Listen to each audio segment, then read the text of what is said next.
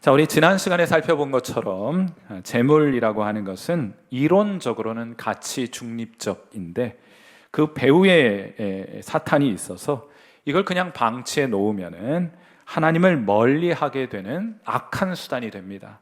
자, 그래서 성경은 재물을 맘몬 이렇게 부르기도 하고 우상이라고 부르기도 하는 거예요. 그러므로 우리를 유익하게 하기 위한 재물이 우리의 우상 되게 하지 않기 위해서는 그것을 잘 길들여야 합니다. 주님의 뜻을 따라 물질을 잘 사용하게 될 때 재물은 여러분의 종이 될 것이고 그 재물을 통해 여러분은 하나님께 영광을 올려드리게 될 것입니다. 자, 오늘은 마태복음 5장, 6장, 7장 산상수훈이라고 불렀는데 오늘은 그 마지막 부분을 다뤄보고자 합니다. 오늘 설교 세 가지 요점이 있는데 첫 번째 설교 요점은 이것이에요. 제자는 변화될 수 있습니다. 예수님의 제자는 변화될 수 있다. 마태복음 7장 1절에 이런 말씀으로 7장이 시작됩니다. 비판을 받지 아니하려거든 비판하지 말라 하였는데 여기서 말하는 비판은 뭔가 잘못했을 때 그것을 지적해 주거나 올바로 수정하기 위해서 뭐 잔소리 같은 거 하는 거 있죠. 그런 것을 의미하는 단어가 아니에요. 여기 비판하지 말라 할 때 비판이라는 것은 헬라어로 혹은 그리스어로 크리노라는 단어가 사용이 되었는데 이것은 재판장이 선고할 때 사용되는 표현이에요. 자, 그거 하지 말라는 겁니다. 교회는 제자들의 공동체입니다. 여긴 여러 제자들이 있어요. 이제 갓 제자가 된 사람도 있고 오랫동안 제자로 살아온 사람도 있습니다. 모범적인 제자도 있고 말썽꾸러기 제자도 있습니다. 잘 배우는 제자도 있지만 그렇지 못한 제자도 있어요. 여러분, 우리 교회 안에서 예수님의 제자들을 대할 때 주의하셔야 할 점이 있습니다. 그건 여러분이 재판장이 되어서 누구는 이렇고 누구는 저렇다 하는 식으로 사람들에게 최종적인 결론을 내지는 말아야 한다. 사람들에게 딱지 붙이지 말라는 거예요. 사실 사람들이 어떻게 될지 여러분이 어떻게 아십니까? 예수님 제일 안 믿을 것 같은 사람이 예수 믿어요. 예수님 정말 잘 믿을 것 같은 사람이 결국엔 예수님 버리고 떠납니다. 우리가 신앙생활하면서 많이 지켜보셨잖아요. 사람이 어떻게 될지는 아무도 알 수가 없습니다. 하루는 아버지 이새가 다윗에게 심부름을 시킵니다. 전쟁터에 나가 있는 형들에게 간식을 좀 가져다 주고 형들이 잘 있는지 그 안부를 확인해 오라는 내용이었습니다. 그런데 다윗이 형들을 만나기 위해 전쟁터에 도착하게 되었을 때 큰형 엘리압이 이렇게 말합니다. 사무엘상 17장 28절이에요. 큰형 엘리압이 다윗이 사람들에게 하는 말을 들은지라 그가 다윗에게 노를 바라여 이르되 네가 어찌하여 이리로 내려왔느냐? 들에 있는 양들을 누구에게 맡겼느냐? 나는 내 교만과 내 마음의 완악함을 아노니 내가 전쟁을 구경하러 왔다. 형 엘리압이 다윗에게 이런 평가를 하게 된 것은 그날 당일 결정된 것이 아니에요. 오래전부터 다윗에게 이런 딱지를 붙여놓은 것입니다. 저 융통성 없는 놈, 하나님의 말씀이라고 양보하고 타협할 줄 모르는 놈, 교만한 놈, 이런 딱지를 붙이고 있었던 거예요. 하지만 다윗은 그런 사람이 아니었습니다. 시편 131편 1절에 다윗은 자신의 마음을 하나님 앞에 이렇게 고백합니다. 여호와여, 내 마음이 교만하지 아니하고 내 눈이 오만하지 아니하오며 내가 큰 일과 감당하지 못할 놀라운 일을 하려고 힘쓰지 아니하나이다. 그는 교만한 마음을 가지고 있지 않습니다. 사람들의 인정받기 위해서 막 큰일, 놀라운 일, 업적들 세워가지고 자기 자신을 드러내고 사람들의 인정을 구하고 인기를 구하는 삶을 살아가지 않았어요. 그럴 필요가 없었습니다. 왜냐하면 그의 인생의 목적은 전혀 다른 곳에 있었기 때문이에요. 어떤 인생의 목적을 가지고 살았느냐? 시편 131편 2절이 다윗이 가지고 살았던 인생의 목표, 인생의 목적이기도 합니다. 이것이 저와 여러분의 인생 목적 될 수 있기로 간절히 바라봅니다. 시편 131편 2절 말씀 온 교회가 같이 한번 읽도록 합니다. 시작. 실로 내가 내 영혼으로 고요하고 평온하게 하기를 젖된 아이가 그의 어머니 품에 있음 같게 하였나니 내 영혼이 젖된 아이와 같도다. 아멘. 여러분, 아이에게는 돈이 필요한 것이 아닙니다. 갓난아이 무슨 돈이 필요합니까? 갓난아이에게 무슨 인기가 필요합니까? 엄마 젖 못 먹을까 봐 걱정이 돼서 엄마 젖 만뜩 짜가지고 냉장고에 많이 쌓아놓고 보관할 필요 있습니까? 없습니까? 그런 생각, 그런 염려할 필요 없어요. 갓난아이에게 필요한 것은 엄마입니다. 엄마면 충분한 거예요. 그건 다윗도 마찬가지였습니다. 그 외 다른 것에 관심을 두지 않았어요. 다윗은 하나님 한 분이면 만족했습니다. 하나님 한 분이면 충분했다고요. 그럼 여러분, 그냥 엘리압은 다윗이 교만한 자라 하였고 다윗은 나는 그런 교만한 마음 품고 살지 않았습니다, 이렇게 말했다면 하나님은 누구의 손을 들어주셨겠습니까? 누구의 편에 서셨을 것입니까? 사도행전 13장 22절이 그 질문에 대한 결론이고 답변입니다. 자, 우리 이 말씀도 같이 한번 읽어요. 7절, 우리 사도행전 13장 22절 같이 읽습니다. 시작. 사울을 패하시고 다윗을 왕으로 세우시고 증언하여 이르시되 내가 이새의 아들 다윗을 만나니 내 마음에 맞는 사람이라 내 뜻을 다 이루리라 하시더니 아멘. 이것이 하나님의 최종 선고입니다. 다윗에 대한 하나님의 최종 선고. 다윗은 내 마음에 합한 사람이라, 내 마음하고 똑같은 사람이라 하는 뜻이에요. 사랑하는 성도 여러분, 예수님의 제자들에게 부정적인 딱지 붙이지 마세요. 그들이 어떻게 될지 아무도 알 수 없습니다. 여러분도 여러분이 어떻게 될 줄 알지 못하니 여러분에게도 스스로 딱지 붙이지 마세요. 다만 하나님을 신뢰하십시오. 하나님의 능력으로 예수님의 제자들은 변화될 수 있습니다. 그리고 그렇기 때문에 변화될 것입니다. 우리도, 여러분의 자녀도, 여러분의 배우자도 하나님의 능력이 그들과 함께하여 그들을 변화시켜 주실 것을 믿는다면 그런 가능성을 향하여 여러분은 마음의 문을 활짝 열어야 할 것입니다. 일본인 가운데 고시바 마사토시라는 물리학자가 있습니다. 고시바 마사토시라는 물리학자가 있는데 이분이 소아마비 장애를 가지고 있어서 여간 이 움직임이 불편한 것이 아니에요. 고등학교 다닐 때도 제대로 공부할 수 없을 정도로 몸이 많이 비틀어져 있었습니다. 그런데 하루는 목욕탕에 갔는데 목욕탕 부연 수증기 사이로 이 물리 선생님이, 그 학교 고등학교 물리 선생님이 다른 사람에게 하는 이야기를 이 고시바가 듣게 됩니다. 뭐라고 얘기를 했는가 하면, 고시바는 인도 철학학과일지 독일 문학과일지 어디로 갈지 모르지만은 적어도 물리학과는 아니야 하면서 그의 진로에 대해서 누군가와 대화하는 소리를 듣게 되었어요. 물론 사실 그의 물리 과목 성적은 좋지 못했습니다. 하지만 선생님이 자신에 대하여 그렇게 단정지어 말하는 것을 듣게 되었을 때 그는 참을 수 없는 이 수치심과 모멸감을 그 목욕탕에서 느꼈다고 해요.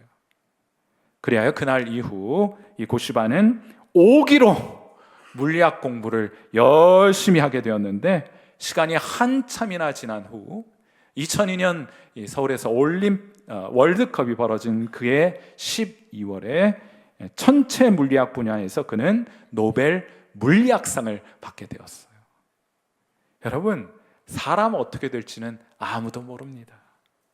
그러므로 사랑하는 성도 여러분, 예수님의 제자들에게 딱지 붙이지 마세요. 아, 저 사람 안 되겠지. 저도 목회 오래 하다 보니까 제가 예상했던 것과 사람들 많이 다르더라고요. 진짜 예수님 잘 믿을 것 같은 사람이 옆에 없어요.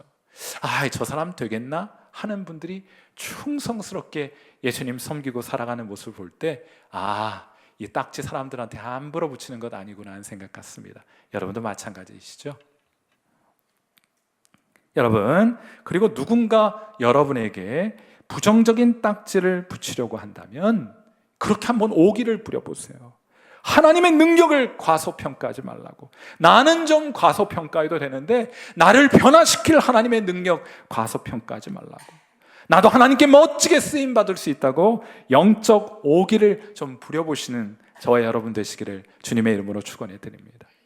그런 관점에서 에베소서 2장 10절 말씀은 우리 예수님의 제자들이, 변화를 꿈꾸고 있는 예수님의 제자들이 마음속에 깊이 새겨야 할 말씀일 줄 믿습니다. 자, 에베소서 2장 10절 말씀도 같이 읽습니다. 시작. 우리는 그가 만드신 바라 그리스도 예수 안에서 선한 일을 위하여 지으심을 받은 자니 이 일은 하나님의 전에 예배하사 우리로 그 가운데에서 행하게 하려 하심이니라. 아멘. 여기 뭐라 말해요? 우리는 그가 만드신 바라, 우리는 그의 포이에마라 하고 한 거예요. 이 포이에마에서 유래한 영어 단어가 있습니다. 그게 뭔가 하면 포임이라는 거예요. 시라는 뜻입니다. 우리는 하나님의 작품이라는 거예요. 우리는 하나님의 시라는 뜻입니다. 그런데 이 작품이 아직 완성되지 않았어요. 지금 시는 쓰여져 가고 있는 중입니다. 그러니까 거기에다 여러분이 제목을 함부로 붙이면 안 돼요. 그 제목 붙일 분은 누구십니까? 하나님이 그 작품 완성하시고 그 작품에 제목 달아주실 거예요. 그러니 여러분 몇 줄 읽고, 아직 지금 그 사람에 대한 시가 지금 하나님의 포이에마가 좀 기록되고 있는 중이거든요. 몇 줄 읽고 그것에 제목 붙이는 일을, 그런 어리석은 일을 저와 여러분이 하지 않는 그런 귀한 은혜가 있게 되기를 간절히 바랍니다. 사랑하는 성도 여러분, 남의 이야기를 많이 하면 우리 스스로의 가치가 떨어져요. 그러니까 다른 사람 헐뜯거나 다른 사람 비난하거나 다른 사람들에게 딱지 붙이는 일, 그런 일 그만두고 혹시라도 붙여놓았던 딱지 있다면 얼른 떼어내세요. 여러분의 자녀들에게 붙인 딱지 떼어내시고, 여러분의 남편과 아내가 어떨 것이라고 붙여놓은 딱지 떼내야 변화가 나타나지 않겠습니까? 여러분도 그들의 변화를 위해 기도할 수 있게 될 것이 아닙니까? 교인들에게 붙여놓은 딱지도 마찬가지예요. 그건 작품들의 주인이신 저자이신 하나님이 직접 제목 붙여주실 것이니 그것은 하나님께 맡겨 놓으실 수 있게 되기를 주님의 이름으로 축원해 드립니다.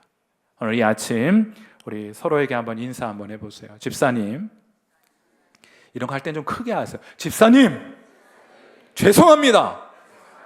하나님의 작품이셨군요. 얼른 그 딱지 좀 빨리 떼어드릴 수 있기를, 변화가 나타날 수 있도록 기도하시는 여러분 되시기를 바랍니다. 오늘 설교의 두 번째 요점은 이것인데, 제자는 변화될 수 있지만은 또한 변화되어야 합니다. 마태복음 7장 5절에 이런 말씀이 있습니다. 외식하는 자여, 먼저 내 눈 속에서 들보를 빼어라. 그 후에야 밝히 보고 형제의 눈 속에서 티를 빼리라 하였어요. 여러분, 이 구절의 논리는 매우 명확합니다. 형제의 눈에 티가 들어갔으면 그 얼마나 불편하겠어요. 그러니까 여러분이 그를 도와서 빼주어야 한다는 거예요. 그에게 잘못이 있거나 미성숙한 모습이 보인다면 교회는 반드시 그것을 교정해주고 그로 하여금 성장할 수 있도록 도와주어야 한다는 것입니다. 다만 여러분들이 다른 교인들의 연약함이나 잘못이나 미성숙함을 교정해 주려고 할 때, 뭐 교인뿐만 아니고 여러분의 자녀에게도 마찬가지고 여러분의 배우자에게도 마찬가지고 직장 생활하면서 만나게 되는 직장 동료에게도 마찬가지고, 그들의 연약함과 잘못과 미성숙이 보이며 그때 여러분이 교정해 주려고 할 때 주의하셔야 될 4가지 주의사항이 있습니다. 그래서 업그레이드 할 때, 상대방을 업그레이드 하고자 할 때 꼭 기억해야 될 원리가 있어요. 그 첫 번째 원리는 외식하지 말아야 합니다. 자신에게도 똑같은 잘못과 미성숙함이 있음에도 불구하고 자기는 그런 것 없는 양 다른 사람에게 잘못만을 지적하는 것이 외식이에요. 이런 경우 사람들이 외식하면서, 지는 안 하면서 자기한테 뭐라고 한다면서 그런 얘기 들으면 사람들이 뭐라고 해요? 물론 듣게 얘기하지 않을지는 모르지만 속으로는 다 똑같이 그렇게 말합니다. 뭐라고 그래요? 어디서 지적질이야? 너나 잘하세요. 이런 얘기 하지 않겠습니까? 엄마가 자녀들에게 맨날 공부하라 그래. 스마트폰 좀 그만 보고 게임 좀 그만하고 공부하라 그래. 그래서 엄마는 맨날 드라마 보고 있어요. 여러분 지금 이야기예요? 그게 외식하는 거란 말이에요. 인도의 간디라는 인물은 마하트마 간디 보통 그러는데, 이 마하트마라는 표현은 위대한 영혼이라는 뜻이에요. 왜 위대한가? 그의 위대함을 드러내는 한 에피소드가 있습니다. 한 일화가 있습니다. 하루는 한 어머니가 먼 길 마다하지 않고 간디에게 아들을 데리고 왔어요.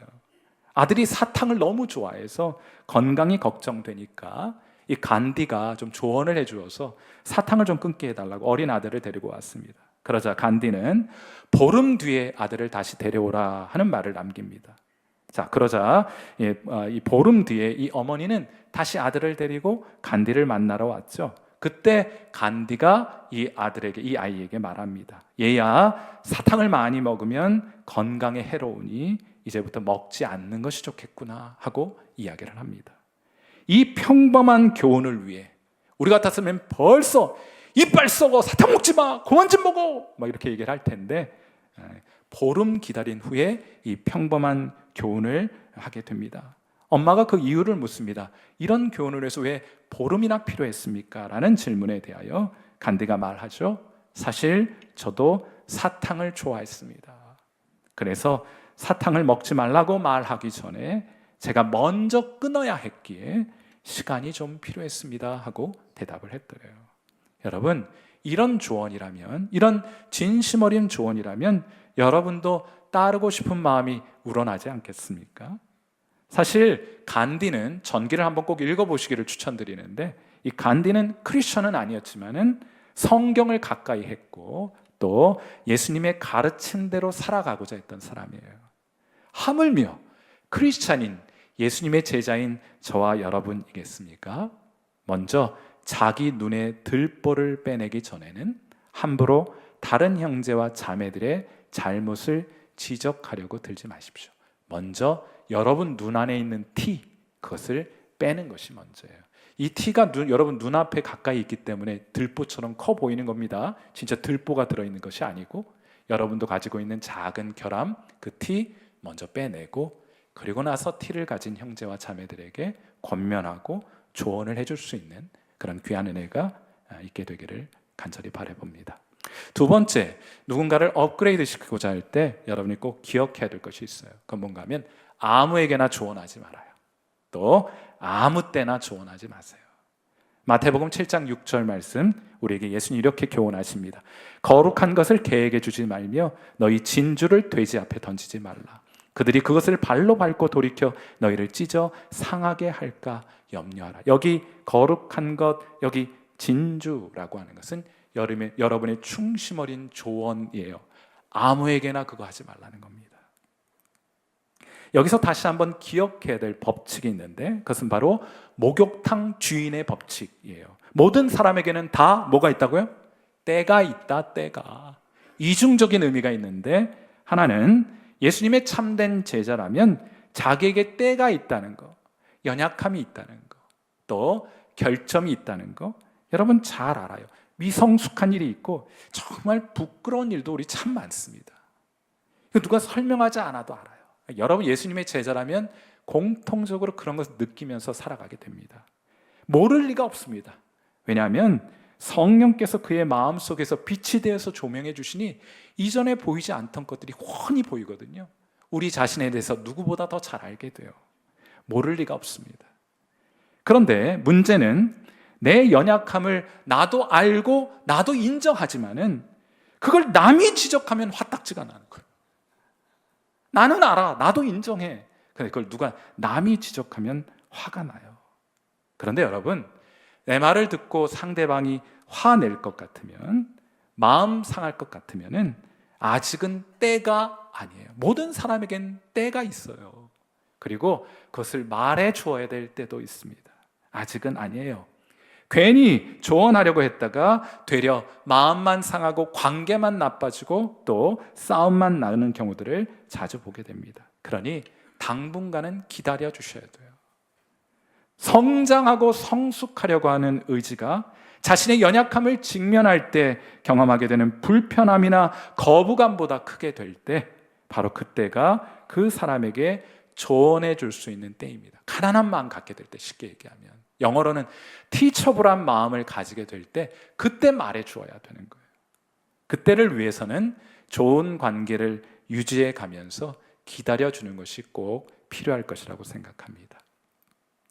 다음으로 여러분과 함께하는 분들을 업그레이드 시켜주고자 할 때 자녀, 남편, 배우자, 또 직장 동료, 교인들 포함해서 업그레이드 시키고자 할 때 여러분이 꼭 기억해야 될 것은 기도하셔야 한다는 거예요. 기도하지 않았다면 조언도 하지 마세요. 여러분, 참 흥미롭게도 이런 내용이 진행되어 가는 중에 형제의 연약함을 돌아보고 그것을 교정해 주어야 한다는 내용이 진행되어 가는 중에 우리가 좀 알고 있는 것과는 다르게 마태복음 7장 7절과 8절의 본문이 포함되어 있는 거예요. 자, 이런 말씀입니다. 구하라 그리하면 너에게 주실 것이요 찾으라 그러면 찾아낼 것이요 문을 두드려 그리하면 너에게 열릴 것이니 구하는 이마다 받을 것이요 찾는 이는 찾아낼 것이요 두드리는 이에게는 열릴 것이니라 합니다. 여러분, 이 구절은 기도를 배우고 기도를 독려하고 기도를 도전할 때 사용되는 매우 좋은 말씀입니다. 그런데 이 구절을 오늘 우리가 읽고 있는 마태복음 7장 문맥에 넣고 보면 매우 특별한 의미가 발생하게 돼요. 어떤 의미입니까? 여기 지금 구한다고 했는데 무엇을 구한다는 말입니까? 구하면 하나님이 좋은 것을 주시겠다고 말씀하셨는데 어떤 좋은 것을 주시겠다는 말씀이에요?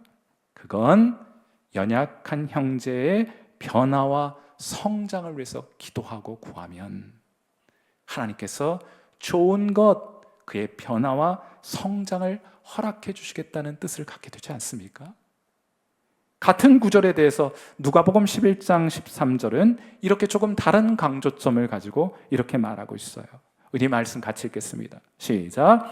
너희가 악할지라도 좋은 것을 자식에게 줄 줄 알거든 하물며 너희 하늘 아버지께서 구하는 자에게 성령을 주시지 않겠느냐 하시니라. 아멘. 이걸 종합해 보면 아직도 성장하고 자라가야 할 제자들에게 연약함이 나타나게 될 때, 여러분 자녀들에게 못마땅한 모습이 드러나게 될 때, 배우자를 향해서 그러한 마음을 가지게 될 때, 여러분 그걸 바로잡기란 좀처럼 쉬운 일이 아닙니다. 바로잡으려고 당장에 달려들면 관계만 더 안 좋아지지 않습니까? 여러분 그거 다 알고 계시잖아요.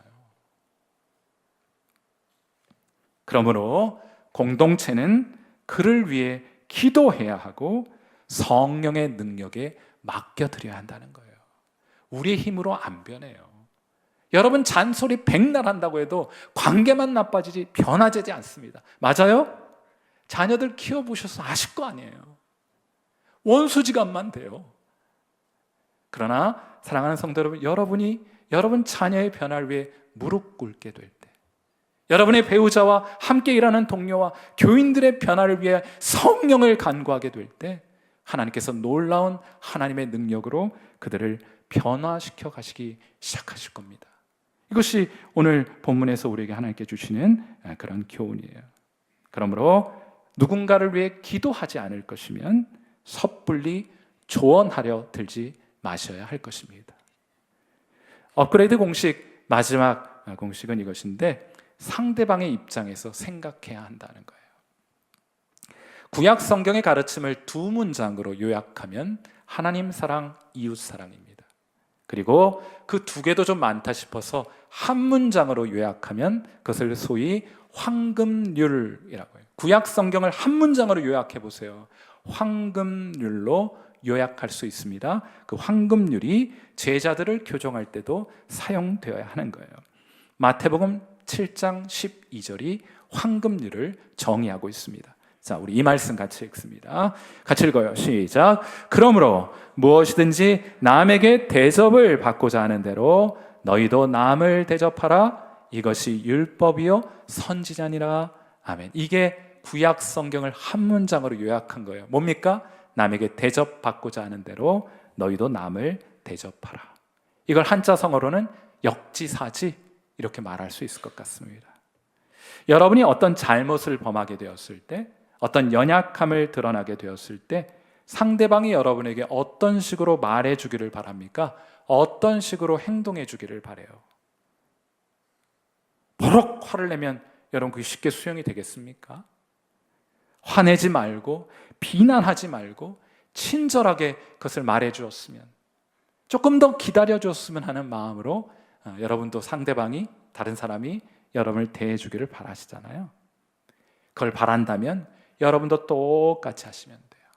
여러분이 바라는 대로, 여러분이 잘못을 누군가가 지적해주고 교정해줄 때 그렇게 했으면 하고 바라는 대로 여러분도 다른 사람에게 똑같이 하면 됩니다. 우리말 속담에 재미난 속담이 있어요. 말이 고우면 비지 사러 갔다 두부 사온다는 말이 있습니다. 말이 고우면 비지를 사러 갔다가 두부를 사가지고 온다는 말이 있어요. 잘못과 미성숙함은 반드시 교정되어야지만 꼭 상대가 수용할 수 있는 방식으로 지혜롭게 이루어져야 할 것입니다. 사랑하는 성도 여러분, 제자들은 변화될 수 있지만은 반드시 변화되어야 합니다. 그 일을 위해서 하나님께서 성숙한 사람들을 여러분 주변에 붙여주셨을 거예요. 그들과의 좋은 관계 속에서 여러분의 연약함은 극복되고 더욱더 예수님 닮은 모습으로 성장하고 성숙해가는 귀한 은혜가 있게 되기를, 그리고 이때 오늘 말씀드린 이 성경의 원리가 잘 적용될 수 있게 되기를 주님의 이름으로 축원해 드립니다. 오늘 설교의 마지막 요점은 이것인데, 자, 제자는 변화될 수 있습니다. 변화되어야 합니다. 그리고 그 변화의 열매가 가득하게 나타나야 하는 거예요. 지금까지 우리가 살펴보았던 예수님의 산상수훈은 이렇게 결론을 맺습니다. 마태복음 7장 21절이에요. 이 말씀 좀 잘 들어주세요. 당부드립니다.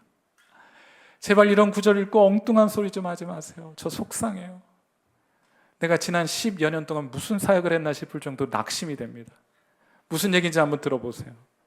마태복음 7장 21절, 나더러 주여 주여 하는 자마다 다 천국에 들어갈 것이 아니요 다만 하늘에 계신 내 아버지의 뜻대로 행하는 자라야 들어가리라 하였어요.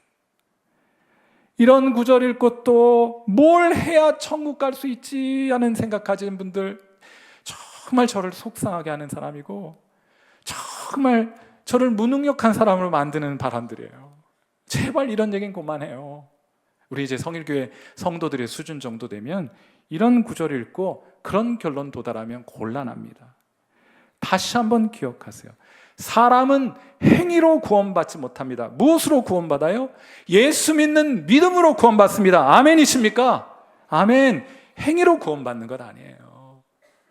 그런데 여기 지금 뭐라고 합니까? 예수님께서 나더러 주여 주여 주여 3창하는 사람이 천국 들어가는 것이 아니라, 여기 정확하게 주여 2창이네.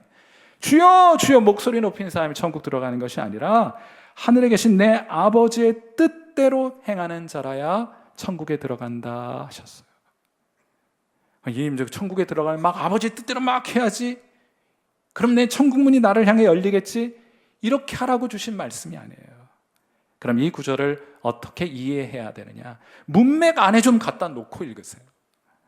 자, 우리 마태복음 7장 17절과 18절 이 문맥 속에서 읽으셔야 됩니다. 이 말씀 같이 한번 읽어볼게요. 시작. 이와 같이 좋은 나무마다 아름다운 열매를 맺고 못된 나무가 나쁜 열매를 맺나니 좋은 나무가 나쁜 열매를 맺을 수 없고 못된 나무가 아름다운 열매를 맺을 수 없느니라. 쉽게 말해서 구원을 받아 천국의 백성이 된 사람은, 자, 예수 믿고 구원받아서 천국의 백성이 된 사람은 지금 당장은 아닐지 모르지만, 그래서 열매라는 비유를 든 거예요. 열매는 씨 뿌려놨다고 당장 보이는 게 아닙니다. 그렇게 지금 당장은 아닐지 모르지만 마침내, 그리고 결국 열매가 나타나게 된다 하는 말이에요. 산상수훈을 통해 예수님께서 가르쳐 주신 대로 결국에는 살아가게 된다는 말입니다.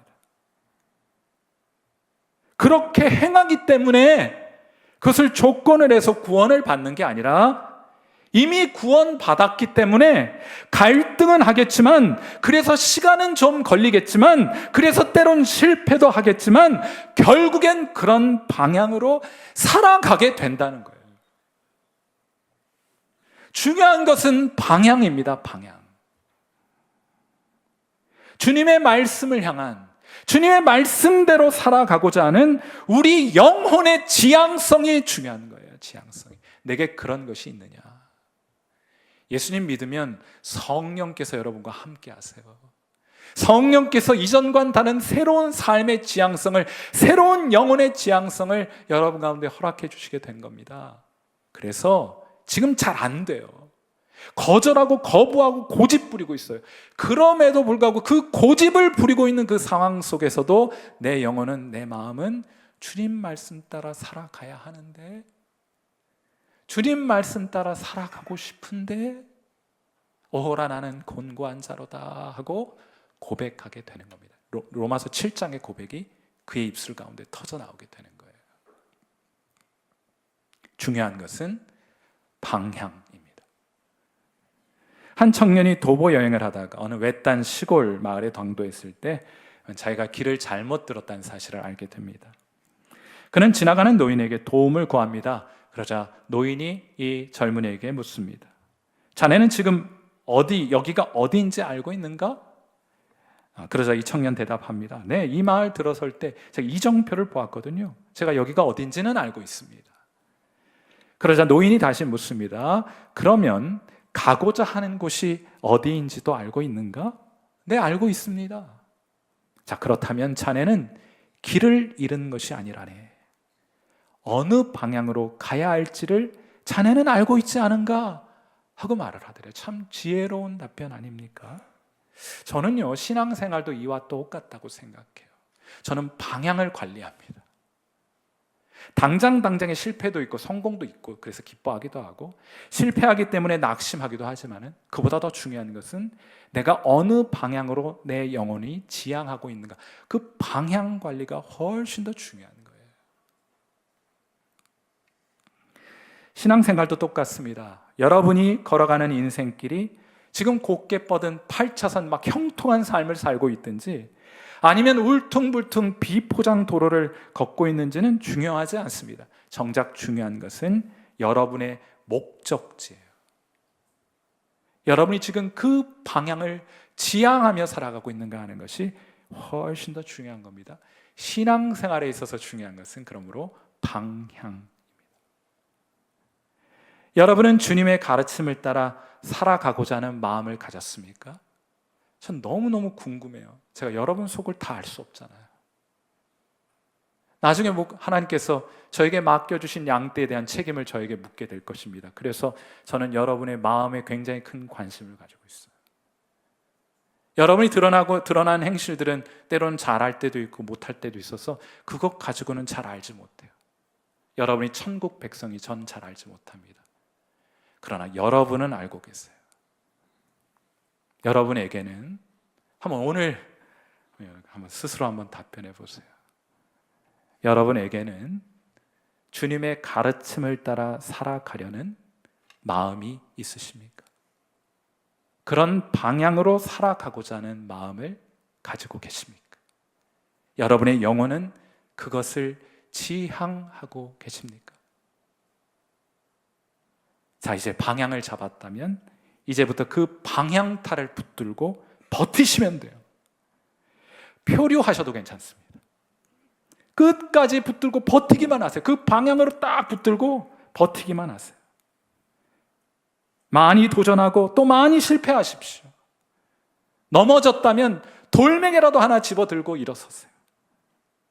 다시 여러분의 목적지를 향해 나아가시는 여러분 되시기를 주님의 이름으로 축원해 드립니다. 넘어지고 실패하고 연약하기로는 제가 우리 교회 1등입니다. 하나 분명한 건 있어요. 전 다시 일어날 겁니다. 그럼 여러분도 마찬가지이십니까? 왜요? 우리가 가야 할 방향이 너무나 분명하기 때문에요.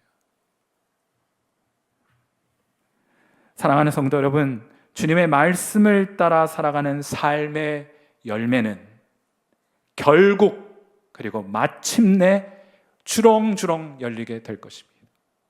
그러니 일희일비하지 마시고 주님만 바라보시고 오늘도 믿음의 발걸음 내딛는 여러분 되시기를 바라고, 낙심 가운데 쓰러져 있는 성도들이 있거든 다시금 일어나 주님의 도우심을 의지하고 주님 음성 들리는 곳으로 나아가시는 그런 귀한 은혜 있게 되기를 주님의 이름으로 이 아침 축원해 드립니다.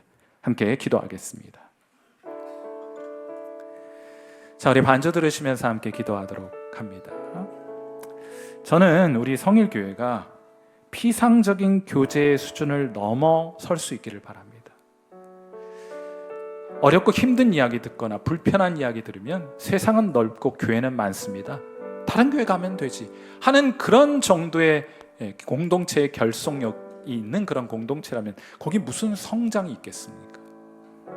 그런 피상적인 교제의 수준을 좀 넘어서서 우리가 때로는 격려하고 때로는 칭찬하고 때로는 위로하지만은 때로는 애정어린 따끔한 질책으로 서로를 세워주고 함께 성장해가는 그런 질적인 그런 공동체가 되었으면 하는 간절한 바람이 있습니다.